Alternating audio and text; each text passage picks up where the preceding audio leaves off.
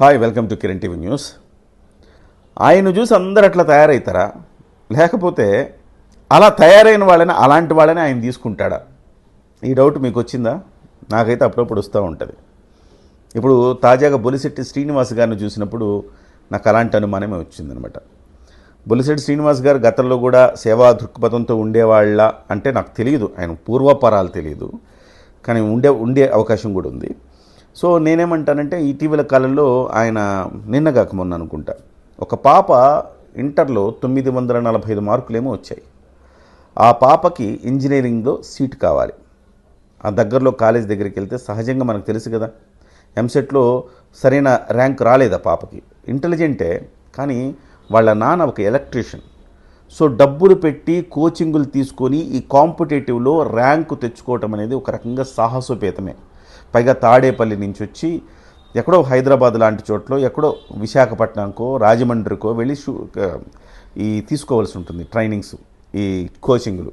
So అంత కోచింగ్లు తీసుకునే అంతటి స్తోమత అమ్మాయికి లేదు. అందుకే వెంసెట్లో వెనుకబడింది. అయితే అక్కడ ఉన్న దగ్గరున్న కాలేజీలో సీటు కోసం వెళితే సహజంగా ఏం చెప్తారు వాళ్ళు? డొనేషన్ అడుగుతారు. 2 లక్షలు, 3 లక్షలు, 4 లక్షలు ఫీజులు ఉంటాయి. ఆ ఫీజులు కట్టాలా, డొనేషన్లు కట్టాలా, ఇవన్నీ కూడా వాళ్ళతో అయ్యే పనేనా? బొలిశెట్టి శ్రీనివాస్ గారి దగ్గరికి వెళ్ళారు.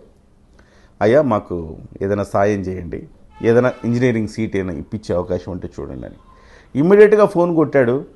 ఆ అమ్మాయికి ₹1,00,000 మాత్రమే ఫీజు తీసుకోండి, ఆ లక్షలో కూడా 25,000 నేను కడతాను, 75,000 అమ్మాయి నుంచి తీసుకోండి అని చెప్పి పంపించాడు.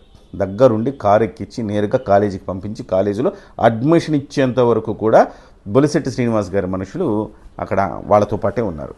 అంటే ఒక సమస్య తీసుకుంటే దాన్ని హృదయంతో పరిష్కరించడం అనేది బహుశా పవన్ కళ్యాణ్ గారి నుంచి వీళ్ళు నేర్చుకున్నారా, లేకపోతే ఇలాంటి మనస్తత్వం కలిగిన వాళ్ళనే పవన్ కళ్యాణ్ గారు తీసుకుంటారా అన్నది ప్రధానంగా నాకు అనిపిస్తూ ఉంటుంది. ఏదేమైనా ఒక మంచి కార్యక్రమాన్ని బొలిశెట్టి శ్రీనివాస్ గారు తీసుకున్నారు.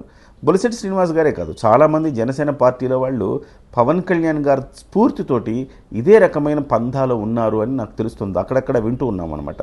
సో ఎవరు ఏ సాయం కావాలని వచ్చినా వాళ్ళ చేతనైన సాయం, వాళ్ళకి ఎంతో కొంత సాయం వాళ్ళు చేస్తారు, పక్కన వేరే వాళ్ళతోటి కూడా కొంత సాయం చేస్తారు.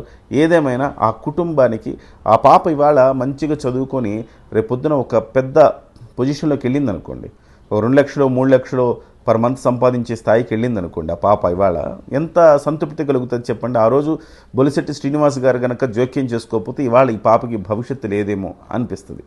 కాబట్టి మనం చదువు కోసం ఎంతైనా ఖర్చు పెట్టచ్చు, ఉచితాలకు ఖర్చు పెట్టకూడదు. ఇక్కడ ప్రధానమైన పాయింట్ అంటే ఉచితాలకు లక్షల కోట్ల రూపాయలు తగలేస్తూ ఉంటారు.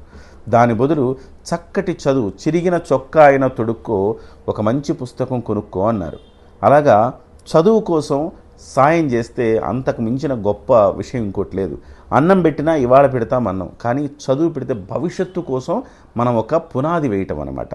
అలాంటి పునాది వేసిన బొలిశెట్టి శ్రీనివాస్ గారికి హ్యాట్స్ ఆఫ్ చెప్తూ చేతులెత్తి నమస్కారం చేస్తున్నాం. ఇలాంటి ఎమ్మెల్యేలంటే ఇలా ఉండాలి అనేటట్టుగా బొలిశెట్టి శ్రీనివాస్ గారు ఉన్నారు. బహుశా పవన్ కళ్యాణ్ గారి టీం అంతా కూడా ఇలానే ఉండడం కూడా అది పవన్ కళ్యాణ్ గారి స్ఫూర్తి అని కూడా మనం చెప్పుకోవచ్చు.